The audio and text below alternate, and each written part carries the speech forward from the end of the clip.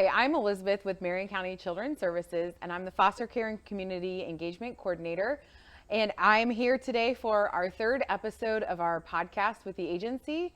And here with me, I have Cecily. I'll go ahead and let you introduce yourself.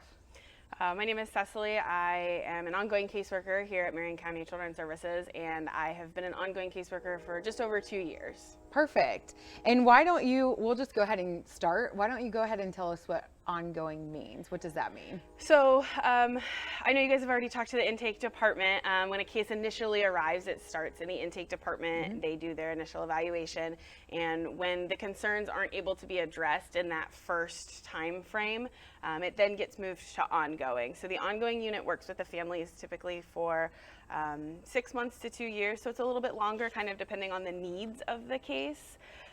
So there's no specific timeline. It's really all of the cases are individually evaluated, but it is a little bit longer and a little more comprehensive evaluation of the cases and the needs of the family.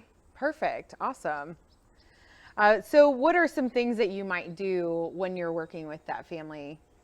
So once the case comes to ongoing, we really start to look at some of the resources that the family might need and the very specific needs and concerns of the family. So we develop a case plan. This is something that we try to do in conjunction with the family, including parents, depending on the age of the kids. Sometimes we'll meet with the kids to kind of see what their concerns are, if there's any resources that they might need, as well as caregivers, if there are any caregivers involved in the case. Prior to developing the case plan, once the case plan is, we have the chance to meet with them, we create the case plan, so we link specific concerns to goals. So some of the concerns we might have are typically substance use concerns, there might be housing concerns, or maybe mental health concerns.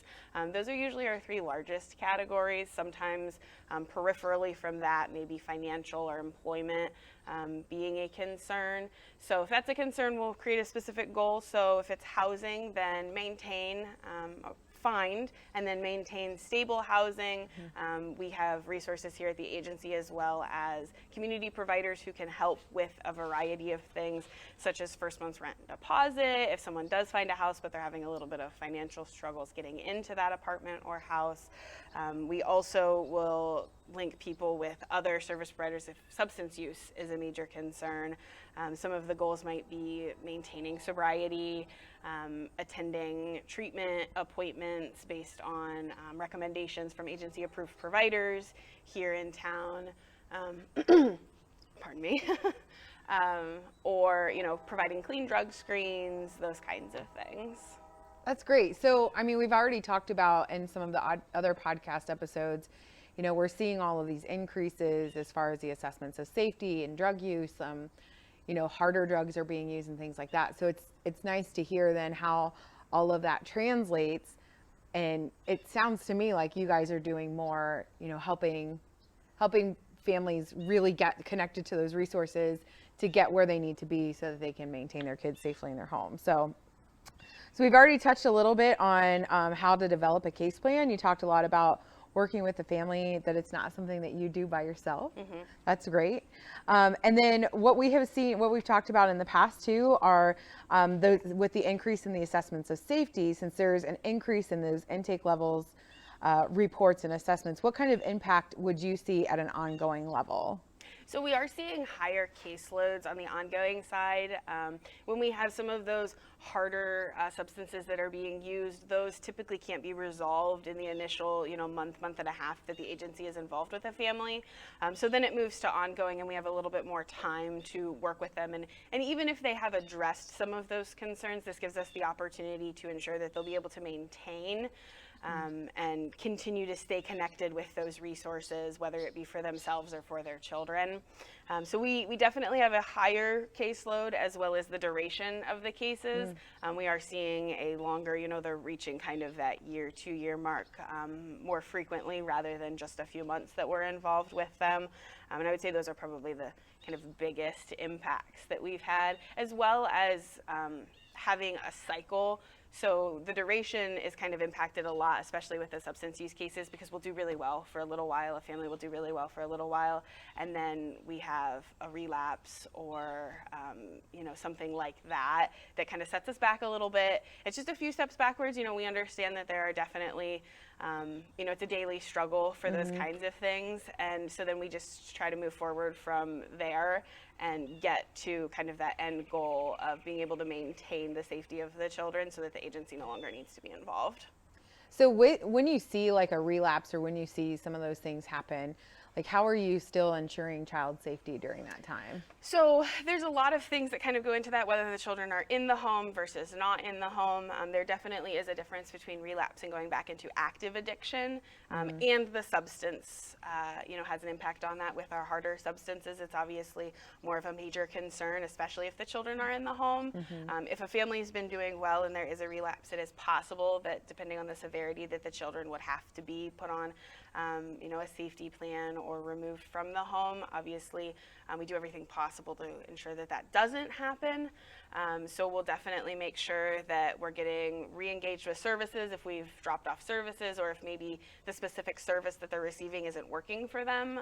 Obviously, right now, a lot of our mental health and substance use services are done via phone or over video. And so for some people that works really well, and for some people it doesn't. Some of our other resources, while right now they don't go into the home, they do go into the home, so that works better for people who transportation is a barrier for. Wow. So reevaluating the services, because not every service works for everybody. And so there's definitely that continued need to ensure that they're receiving the right services to ensure that, even if we do have a relapse now, that in the future we won't have something like that happen. So you mean there's not like a cookie cutter case plan that No, every single family gets not. to make your job a little bit easier? It is very case specific. While we'll see some like generalized ideas on there, like we frequently deal with substance use concerns, we frequently deal with mental health concerns. These specific needs and the specific services that each family and each case receives is going to be tailored to their case and needs. Okay, cool. So I want to back up for just a second, because you actually mentioned something that maybe we mentioned last week when we were talking to Paige and Ellen with intake, but you talked about a safety plan. And we have talked now on both of the previous podcasts about removals and placement and foster care. Can you just touch maybe for people who are watching on what a safety plan is? So a safety plan is simply put kind of a step down from foster care. We really try to engage a family as a whole. So if we're working with mom and dad and the kids, their parents, their siblings might be local or in the area in Ohio and willing to help provide supervision or care for the children during the time that mom and dad are working on themselves and ensuring that they are in a position to care for the kids. So with a safety plan, we'll engage friends, family, your pastor at church, anyone who might be willing to help provide for the children during the time that they wouldn't be able to be living in the house with the parents, rather than having to take them into agency custody and put them in a foster placement. Awesome. So I think what's really important, and I want to make sure that the community hears and understands, and really this is something that I think this message has translated through all 3 episodes at this point, is we really see the importance in having a good support system within the family, outside of the family, within the community. And so we really also at the agency obviously try to engage that. So I think you've already talked a lot about some of the resources that we connect families with, but how frequently do cases get reviewed? So the case plan gets put into place shortly after the case comes to ongoing, and then those case services and how the family's progress is being made is reviewed every 30 days. No, I'm sorry. Every 90 days. Yeah, there you go. Just blanked for a moment. So we do internal reviews, and then every 6 months, so after 3 months, we do an internal review where the caseworker and the supervisor sit down. We make sure that we touch base with service providers to ensure that things are going well. And then at the 6-month point, We do a semi-annual administrative review, so it's just a fancy term for a 6-month review, where we actually bring in the families, any caregivers, depending on the ages of the kids, maybe the kids participate, and any service providers. We review a snapshot of the last 6 months, how the case has been going, if anyone has any questions or concerns. It's really kind of a chance to evaluate the service providers, if those service providers are working for the families, if there's any kind of lapse in an area that the family feels they aren't getting services provided, we have the opportunity to kind of touch base with that. So the caseworker, the supervisor, all the providers, and the parents are all invited and participate in that. And then in another 3 months, we'll do another internal review. And then if we're at kind of the year point, we do another kind of group evaluation. Okay.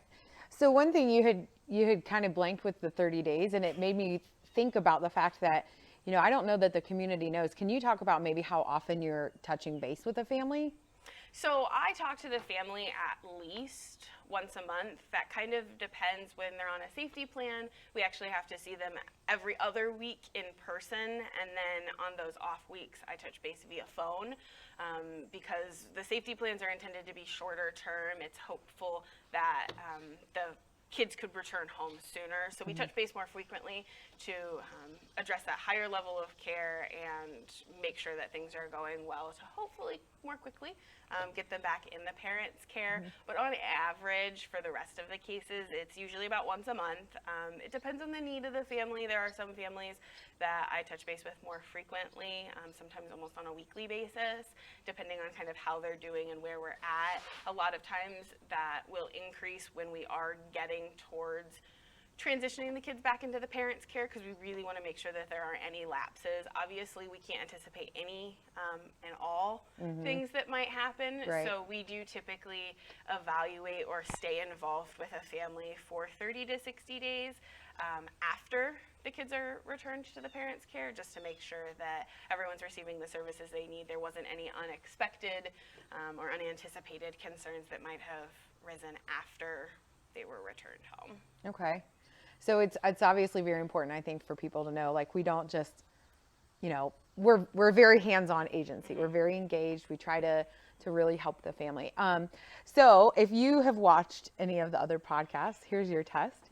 I have one hidden question that's not on your cheat sheet, and that is, this week I'd like to, if you could just share with people, and you don't have to answer right away, I'll talk to people for just a minute, on why you wanted to be a caseworker with Marion County Children's Services. So as you're listening to us, I hope you're just understanding a little bit more about what we do with those ongoing cases, that we are not a hands-off agency. We are very active. We're very involved. Cecily and other people like her at our agency have been in homes the past several months. They are still very engaged and active with families and trying to ensure that these kids are safe and protected no matter where they are, but with the hope to be home soon. So have you thought about your question? So I did actually watch last week. All right. So I was slightly prepared. I even almost Okay. reached out to say, hey, are you going to ask me about this? I am. I just figured you probably would.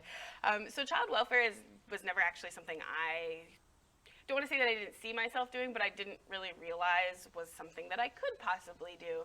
I got my education in psychology and sociology, criminology, and didn't really have a goal, didn't have a plan. I enjoyed interacting with people and kind of seeing how people interact with the system and society. And Sociology. Right. So I wasn't really sure what I was going to do, and honestly, I just stumbled across this job, and I was like, that actually kind of sounds a lot like what I've described I would like to do without realizing that's what I wanted to do. I enjoy working with kids, but I had no interest in being a teacher. I bless all of the teachers out there, especially going through all of this, but that was not the job for me. And the impromptu teachers, those moms and dads and caregivers, but yeah. So I wanted to work with kids, but a little bit less directly. So this kind of gave me the opportunity to work with them without being, fully responsible for things like their education or, something like that. So I just kind of stumbled into it, and 2 years later, I'm still here and thoroughly enjoying what I do and helping families. That's great to hear. I love hearing the different answers from people, you know, obviously in regular conversation and not just like on the podcast about what brought them to the agency or what made them basically go into social work, even if you're not a social work major. So that's great, and we're glad to have you. So if you have any questions, if you have any ideas of things that we can touch on, again, we're going to go through every aspect of the agency. You're going to hear from all of our frontline workers, people who've been out in the homes, knocking on doors, and just really engaging and assisting families. So if you have anything that you'd like to know specifically, feel free to contact me, and I'll put my information down below. My kids are going to think I'm really cool because you can comment down below too if you have anything. But we're just really glad to share a little bit more intimately about what our agency does and how you can be more of a supportive community, and we can continue to keep kids safe together. Thanks.